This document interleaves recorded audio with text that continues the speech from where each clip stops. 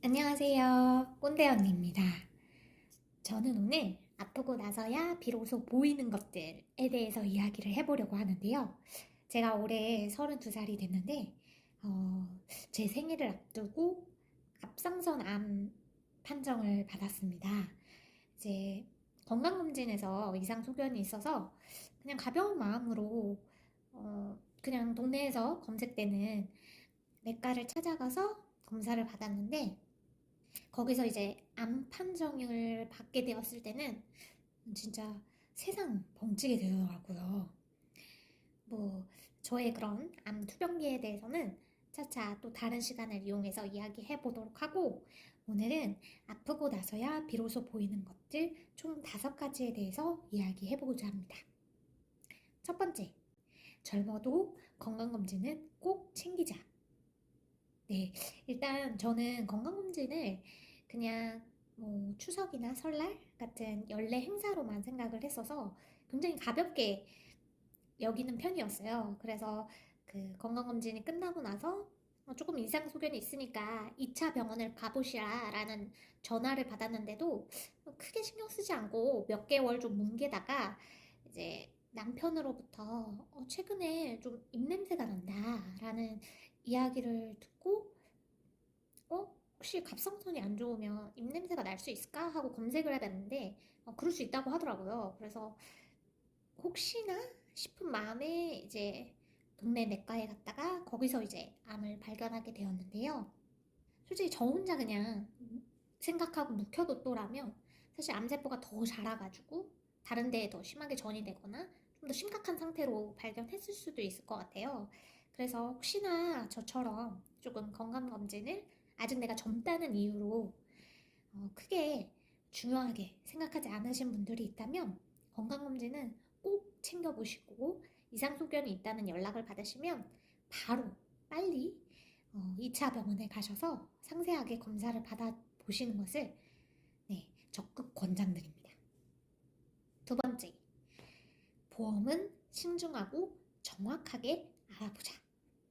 네, 일단은 사실 제가 갑상선 암 같은 경우에는 이제 예후가 좋고 사망률이 굉장히 낮기 때문에 이제 예전에는 한 2000년대 초반 정도까지만 해도 이제 갑상선 암도 그냥 일반 암처럼 취급을 했는데, 이제 뭐 저처럼 이제 제가 수술한 지 이제 한 달 정도 지났는데 이렇게 일상생활이 가능하잖아요. 그런 정도의 암이다 보니까 이제 분리를 한 거예요. 보험사들에서 머리를 쓴 거죠. 그래서 갑상선 암은 소외감에 포함이 돼서 일반암 같은 경우에는 한 몇 천만 원 정도 보통 보상을 받는데, 소외감 같은 경우에는 한 200만 원, 300만 원, 그런 몇백만 원밖에 보상을 못 받는 그런 암으로 분류를 해놓고 있고요. 그리고 또 갑상선 암 같은 경우에는 이제 근처 림프절로 좀 전이가 쉽게 되는데, 이제 림프절로 전이가 있을 때 이제 갑상선 암이냐 일반 암이냐로 보는 거를 좀 분쟁이 있기도 하고요. 그리고 일반암으로 만약에 림프절 전이가 있을 때 일반암이라고 판단을 했다면 그럼 갑상선암 보상금은 또 따로 나오냐 안 나오냐, 이제 거의 대부분은 안 주는데, 그런 식으로 조금 제가 이제 아파보고 나니까 보험사에서 가입할 때만 해도 미래가 걱정되신다면 가입하세요 라고 하시지만, 막상 이제 제가 진짜 병에 걸려서 아프게 되면 보험사에서 그렇게 최대한 돈을 안 주려고 하는 약관들을 만들어 놓고 세팅을 해놓는구나 라는 거를 이번에 갑상선 암을 걸리면서 알게 되었어요. 그래서 보험을 가입하시기 전에, 아직 가입을 아무것도 안 하셨다면 가입하시기 전에 보험 약관 같은 거 자세히 읽어보시고 상세히 공부하신 다음에 가입하시는 걸 추천을 드리고, 이미 보험에 가입이 되어 있다, 저처럼 이제 부모님이 가입을 해주셨다던가 해서 이미 보험에 가입되어 있다면 내 보험은 갑상선암이나 이런 그 외에 또 소외감으로 분류되는 것들이 있어요. 그런 소외감들을 어떻게 보장하고 있는지 라든지 상세하게 좀 보험 약관을 한번 날을 잡아서 하루면 충분하거든요.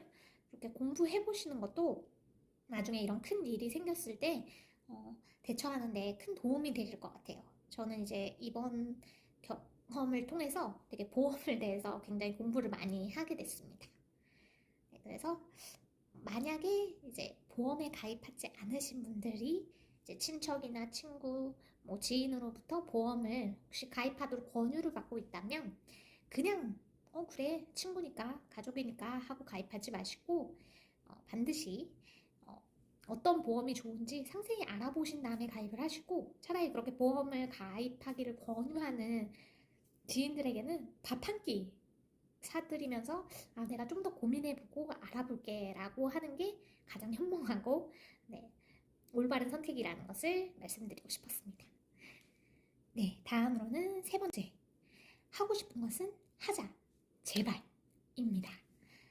일단은 저는 이번에 아프게 되면서 굉장히 많은 생각들이 스치게 되더라고요. 확실히 병이란 또 큰 병이라는 걸 얻게 되니까 저는 지금까지 32살이 될 때까지 욜로족이 있다면 그거의 반대말이 바로 나다라고 생각할 정도로 좀 되게 절약을 많이 하고 미래를 위해서, 내일을 위해서 좀 아끼고 열심히 일해서 좀 내 자신의 미래를 위해서 좀 투자를 하는 성격이었는데 어느 날 갑자기 너가 그렇게 내일로만 미루면 평생 못하게 될 수도 있어 라는 그런 브레이크를 딱 이번 병을 통해서 걸리게 된 느낌이었어요. 그래서 내가 하고 싶은 것을 지금 당장 하지 않으면 못할 수도 있겠구나 라는 생각이 들더라고요.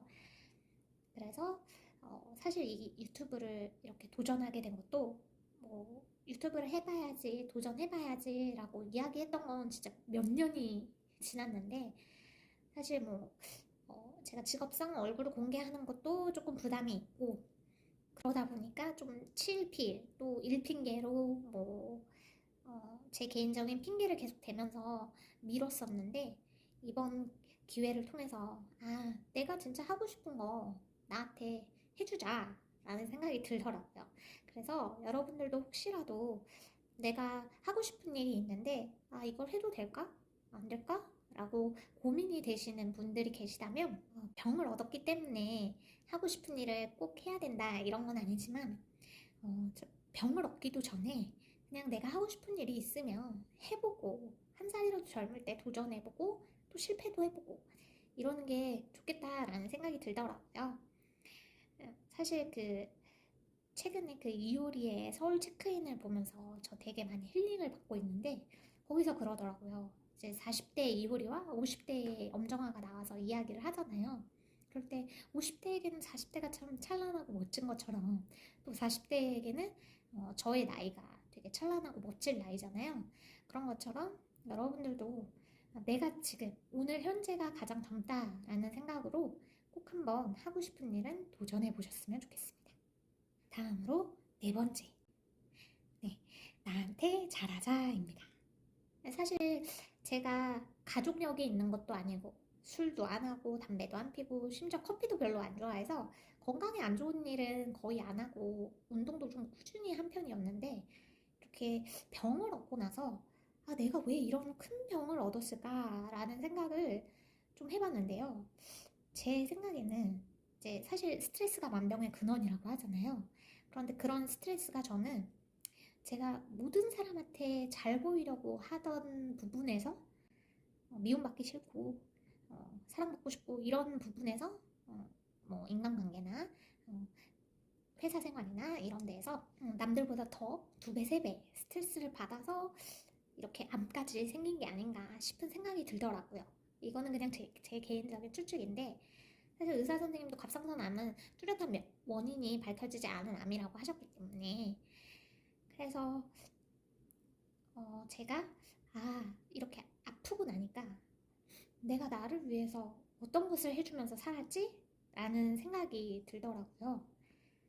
남을 위해서는 남한테 잘 보이기 위해서는 굉장히 열심히 했던 것 같은데 정작 나를 위해서 나한테 잘 보이기 위해서 했던 일은 뭐였을까? 라고 고민을 하니까 하나도 생각이 안 나더라고요. 그래서 이렇게 좀 아프고 나서야 그래 내가 나한테 잘해주자 라는 생각이 들었어요. 사실 이렇게 좀 큰 병을 얻게 되면서 가족, 뭐 친구 많은 분들이 좀 격려해 주시고 위로해 주셨지만 결국 그 고통, 아픔 이런 거는 제가 끌어안고 가야 하는 짐이거든요. 짐이라고 해야 될지. 제가 끌어안고 가야 하는 그런 거기 때문에 결국에는 내 삶에 있어서 아픔과 고통을 내가 짊어지는데 내 삶에 있어서 기쁨과 행복도 나한테 내가 줘야겠구나 라는 생각이 들었습니다. 그래서 저한테 좋은 옷을 입혀주고 네, 맛있는 것을 먹여주고 하면서 제 스스로에게 좀 더 잘해주고 아껴주고 그러기로 결심했습니다. 그래서 여러분들도 혹시 지금 이 순간 자학처럼 내 자신이 싫고 미우시더라도 오늘부터 자기 자신을 사랑해 보기로 하고 아껴주셨으면 좋겠습니다. 마지막으로 5번째, 바로 삶을 사랑하자입니다. 사실 갑상선암이라는 병을 알게 됐을 때 내가 이렇게 열심히 살았고 뭐 특별히 누구한테 죄짓지 않고 살았는데 왜 나한테 이런 병이 생기지? 왜 내가 아파야 되지? 이런 알 수 없는 억울함이 생기면서 좀 비관적인 생각에 좀 빠졌었어요. 그랬더니 끝없이 비관적으로만 생각하니까 되게 사람이 우울해지고 막 정말 나쁜 생각까지 들더라고요. 근데 비관적으로만 끝없이 생각하면 죽음이란 단어에 참 가까워지는데 그걸 방향을 틀어서 그래, 이유가 있지 않을까? 좀 긍정적으로 이렇게 방향을 틀어보니까 아 그래, 내가 너무 일에만 몰두해서 살았구나. 그리고 내가 내 자신을 아껴주지 못하고 너무 속으로만 삭혔구나. 힘들다 말하고 부당한 건 항의하고 그렇게 했어야 됐는데 그러지 않았구나. 그런 걸 깨닫게 되면서 아 그래, 내가 이제는 할 말 하고 나를 위해서 투자도 하고 내가 하고 싶은 일도 하고 그렇게 살아보자 라고 생각하기 시작하니까 또 긍정적으로 끝없이 생각하니까 그때는 진짜 삶이라는 게 보이더라고요. 그래서 제 삶이 보이기 시작할 때부터 아 그래, 내 삶, 나를 위한 삶 온전히 사랑해주자, 내 삶을 아껴주자 라는 생각이 들었습니다. 요즘 속된 말로 좀 빡세잖아요, 산다는 게. 물론 예전처럼 밥을 굶어서 밥 걱정하는 시대는 아니지만 사실 숨 한 번 내쉬기가 좀 힘든 그런 시대라고 생각하거든요. SNS가 너무 발달해서 남과 너무 비교하기 쉽고 그리고 단순히 노력만 해서는 이제 내가 원하는 집을 사거나 내가 원하는 출세를 하거나 하는 게 굉장히 좀 더 어려워진 시대를 살고 있기 때문에 긍정적으로 생각하는 게 얼마나 힘들고 어려운지 압니다. 하지만 그럼에도 불구하고 내 자신을 사랑하면서 또 나의 삶을 사랑하면서 그렇게 오늘 하루도 그리고 다가올 내일도 힘차게 달려가야겠다는 생각이 이렇게 아픔을 통해서 깨닫게 되더라고요. 그래서 지금 현재 육체적으로나 정신적으로나 힘든 분들이 계시다면 저처럼 힘을 내셔서 오늘 하루도 나의 삶에 충실하고 사랑하면서 보내셨으면 좋겠습니다. 저도 그리고 여러분도 항상 응원하겠습니다. 화이팅!